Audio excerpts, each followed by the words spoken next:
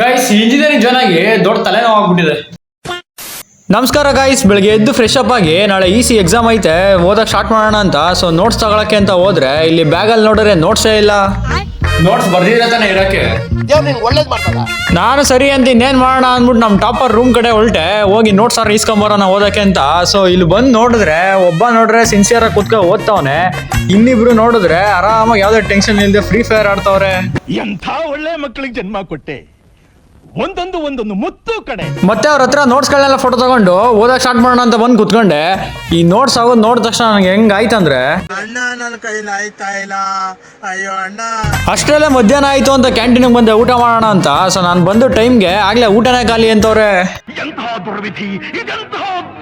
ಆಮೇಲೆ ರೈಸ್ ದಾಲ್ ತಿನ್ಕೊಂಡು ಮತ್ತೆ ರೂಮ್ ಬಂದು ಒಂದ್ ಸ್ವಲ್ಪ ಹೊತ್ತು ರೆಸ್ಟ್ ಮಾಡಿ ಆಮೇಲೆ ಓದೋಣ ಅಂತ ಯೂಟ್ಯೂಬ್ ಶಾರ್ಟ್ಸ್ ನೋಡಕ್ ಕುಂತೆ. ಶಾರ್ಟ್ಸ್ ನೋಡ್ತಾ ಟೈಮ್ ಹೋಗಿರೋದೇ ಗೊತ್ತಾಗಿಲ್ಲ. ಆಗ್ಲೇ ಟೈಮ್ ನೋಡ್ರೆ 4 ಗಂಟೆ ಆಗ್ಬಿಟ್ಟಿದೆ.